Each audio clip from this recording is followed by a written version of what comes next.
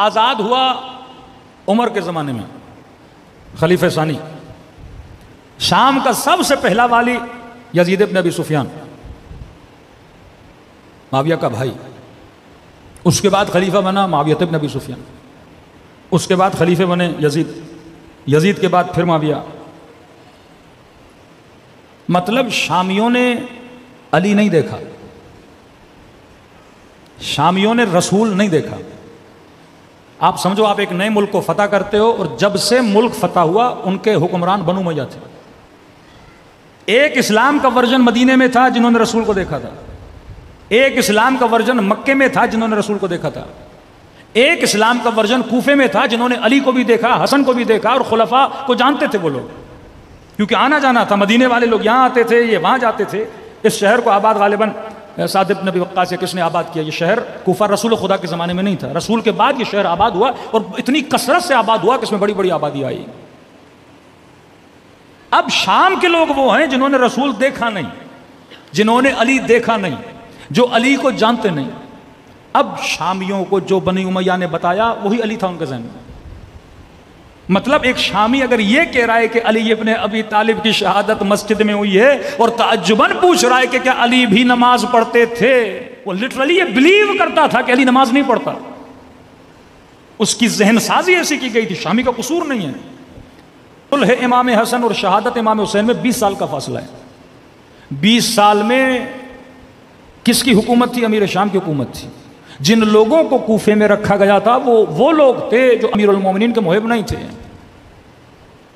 عمرو عاص کا بیٹا، خالد کا بیٹا، مغیرہ، زیاد ابن ابی، یہ وہ لوگ ہیں جو معصومین سے زیادہ محبت نہیں کرتے تھے، اور امیر المومنین کے جو محب تھے یا ان کو نکالا گیا یا ان کو مارا گیا، کہ محرم کے 2 دن پہلے جناب میثم تمار کو شہید کر دیا جاتا ہے، بس پتہ لگا یہ علی کا چاہنے والا ہے، قتل کر دیا جاتا تھا۔ اب 20 سال کا اتنا لمبا عرصہ، ظاہر ہے اس عوام پر اتنے اثرات اس معاشرے کے پڑے تھے، تو محمد اور آل محمد آتا تو سب سمجھ جاتے نا، آل کو نکال دیا انہوں نے۔ 20 ایئرز، 20 سال کا زمانہ، جس 20 سال میں امیر المومنین کے چاہنے والوں کو قتل بھی کیا گیا، جس 20 سالوں میں آل رسول کے لیے تبلیغ بھی کی گئی۔ اب جو مضبوط ترین حاکم بنو امیہ میں معاویہ کے بعد اگر کوئی حاکم آیا ہے وہ عبد الملک مروان ہے، جو مقتدر ترین حاکم گزرا ہے۔ اگر خلفائے اسلامی میں دیکھیں سب سے طاقتور حاکم، یہ بہت تیز تھا، یہ بہت ہوشیار تھا۔ اب جو جعل حدیث کا ٹاپک ہے اس پہ میں کل آؤں گا، کیونکہ تقریباً 8-9 حدیثیں میں نے پڑھنی ہے تاکہ آپ کو پتہ لگے کہ کس طرح اسلامی معاشرے کو تباہ و برباد کر دی۔ آج بھی وہ حدیثیں ان کی کتابوں میں موجود ہیں۔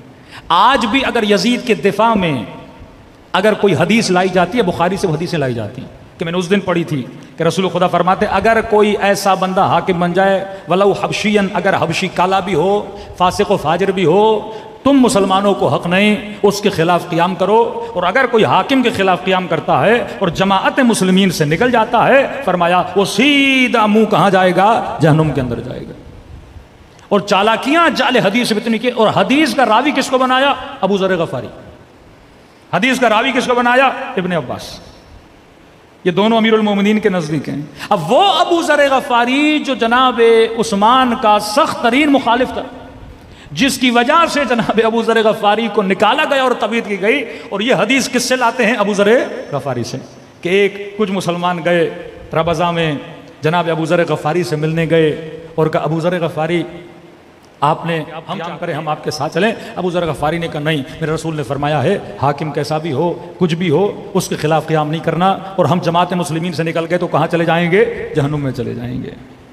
حالانکہ وہ بندہ جو خود مخالف رہ چکا ہے اور وہ کہہ رہا ہے کہ قیام نہیں کرنا۔ کبھی ابن عباس سے جوڑتے ہیں، کبھی ابو ذر غفاری سے، یعنی بھرمار ہے مسلم اور بخاری میں ایسی حدیثوں کی کہ جو صراحتاً قرآن کی آیتوں کی مخالفت میں ہیں، کہ خدا کہتا ہے یرثھا عبادی الصالحین، میں زمین کا ورثہ کن کو دیتا ہوں؟ اپنے صالح بندوں کو دیتا ہوں۔ لیکن یہ کیا کہہ رہے ہیں کہ کوئی فاسق بھی ہو، کوئی فاجر بھی ہو، کوئی شرابی بھی ہو، کوئی زانی بھی ہو، وہ بھی حاکم بن جائے۔ اور یہاں تک حدیث لائی کہ جب یہ مسلمان مر جائے گا، اللہ ایسے کہے گا، یہ کل سارے متون آپ کے سامنے پڑھوں گا، اللہ ایسے کہے گا کہ یہ بتا تم نے گناہ کیوں کیا؟ تو کہیں گے پروردگارا تو نے کہا کہ میرے انبیاء کی اطاعت کرو، ہم نے کی۔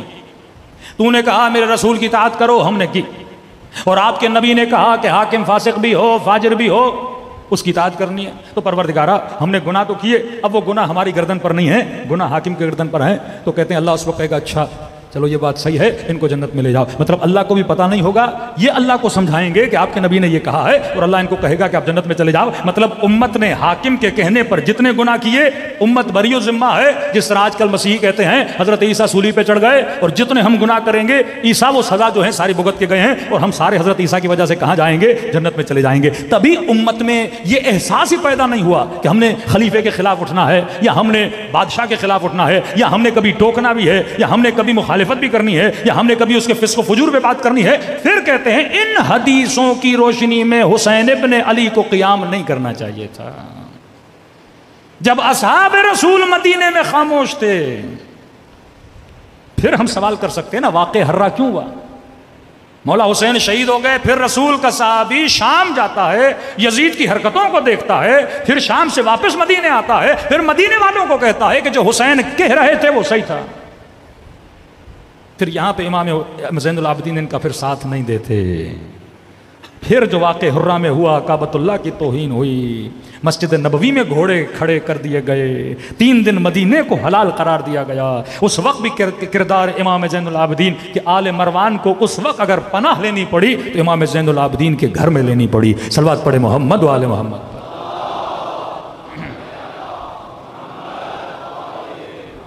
اب عبد الملک مروان مضبوط ترین حاکم کہ ان کی حکومت میں اسلامی جغرافیائی حدود چین کے بارڈر تک جا چکی تھی۔ انہوں نے بہت کام کیے ان حکومتوں میں، اپنا درہم دینار کے سکے انہوں نے چھپائے۔ یہ اصطلاح مسلم یہ عبد الملک مروان نے بنائی، یعنی پہلے مسلمان ایک دوسرے کو مسلمان نہیں کہتے تھے، کہتے تھے مومن ہے یا مہاجر ہے۔ انہوں نے یہ نام دلایا مسلمانوں کو کہ جب مخاطب ہوں تو کیا کہو یہ مسلمین ہیں۔ دوسرا انہوں نے عوام کے اندر جذبات دیکھے بنو امیہ کے خلاف، تو انہوں نے اپنے ہی رشتہ داروں سے اظہار برات کیا، کیونکہ یہ چچا زاد تھے امیر شام کے، ان سے اظہار برات کیا۔ پہلی حکومتوں میں جتنی حدیثیں بنی تھیں اکثر راوی شامی تھے، اور اتنی جعل حدیث کی گئی۔ انہوں نے ایک نیا کام کیا، انہوں نے کہا اب کیونکہ واقعاً شام کے لوگ ہماری باتوں پر اب دھیان نہیں دے رہے، کیونکہ شامی مسلمان نہیں تھے، ان کو مسلمان بنایا، عدالت کا نعرہ لگا کہ وہ قتل کر رہے ہیں، اسلام میں قتل نہیں ہے، اسلام میں عدالت ہے، اسلام میں حکمت ہے۔ انہوں نے دیکھا بھائی آپ بھی وہی کام کر رہے ہو، کعبۃ اللہ کو کوئی گرا رہا ہے، وہی قتل وہی غارت، تو لوگوں کے اندر بھی احساس بیزاری پیدا ہوا۔ تو انہوں نے بنو امیہ سے اظہار ابزار کیا، اور کچھ راویان حدیث کو جو مدینے کے تھے ان کو شام بلایا کہ اب منبر پر کوئی ایسا بندہ نہیں بیٹھے گا جو شامی ہو۔ لوگوں کا بھروسہ جیتنے کے لیے مدینے سے بندہ بلایا، اس کا نام بھی کل بتاؤں گا، صحابی رسول، اسے بلایا تاکہ اب وہ لوگوں کو حدیث سنائے کہ رسول خدا نے یہ کہا، رسول خدا نے یہ کہا، تاکہ اہل شام کو یقین ہو کہ یہ کیا کہہ رہے ہیں، سچ کہہ رہے ہیں۔ ان کو پوری اور نیٹ ورک عبد الملک مروان کا اتنا مضبوط تھا، اگر یہ کوئی فیصلہ کرتے تھے کہتے ہیں ودن 6 منتھ پورے عالم اسلام کی حدود میں وہ فیصلہ پہنچ جاتا تھا۔ اب شام میں حکومت عبد الملک کی، مدینے میں حکومت عبداللہ ابن زبیر کی، ان دونوں کا آپس میں ٹکر ہوتا ہے۔ اب شام کے لوگ مدینے جانا چاہتے ہیں، ان کو پتا ہے کہ ہم نے 20 سال یا اتنے سال شامیوں کو مدینے نہیں جانے دیا، شامیوں نے کبھی اصحاب رسول کی حدیثیں نہیں سنی۔ اب اگر کوئی شامی مدینے چلا جاتا رسول خدا کی بات کو سنتا، یہ بڑا تعجب کرتے تھے۔ ایک شامی مدینے آتا تھا، امام زین العابدین سے ملتا تھا، فوراً اس کا مائنڈ چینج، کہتے ہیں ہم نے جو سنا ہے ویسا تو کچھ بھی نہیں ہے۔ امام حسن سے ملتے تھے، گالیاں دیتے تھے، لیکن امام حسن کا کردار دیکھتے تھے، پریشان ہو کے پوچھتے تھے ارے جو ہمیں بتایا گیا وہ اور ہے، جو ہمیں دکھایا جا رہا ہے وہ اور ہے۔ جنگ صفین میں آتے تھے، امیر المومنین سے ملتے تھے، یہ فوراً بدل جاتے تھے، ارے جو ہمیں کہا گیا وہ علی اور ہے، جو ہم دیکھ رہے ہیں وہ علی اور ہے، جو حسن بتایا گیا جو دکھا رہے ہیں وہ اور ہے۔ بالکل اسی طرح آج جو شیعہ ان کو بتایا گیا وہ اور ہے، حقیقت میں جو شیعہ ہے وہ اور ہے۔ اس قدر مضبوط ان کا پروپیگنڈا تھا، لہٰذا عبد الملک نہیں چاہتا تھا کہ یہ لوگ مدینے جائیں۔ تو کہتے ہیں ایک حدیث اس نے بنوائی، جعل حدیث، کسی نے حدیث بنائی کہ رسول خدا نے فرمایا کہ صرف 3 مسجدیں احترام والی نہیں ہیں، مسجد اقصیٰ کا بھی بہت بڑا احترام ہے، اور فرمایا جب نبی معراج پر گئے تھے تو اس پتھر پہ پاؤں رکھ کے گئے تھے، جو پتھر کہاں ہے، مسجد اقصیٰ میں ہے، اور اس پتھر کی عبادت کرنا بالکل ایسے ہے جیسے خانہ خدا کی طواف کرنے عبادت کرنا، تاکہ یہ شامی مدینے نہ جائیں۔ یہ سارے شامی کہاں جاتے تھے، فلسطین جاتے تھے صرف اس نیت سے کہ اگر ہم مکے نہیں جا سکتے تو وہی ثواب ہم کہاں کمانے جائیں؟ ہم فلسطین میں کمانے جائیں۔ صلوات پڑھیں محمد و آل محمد پر۔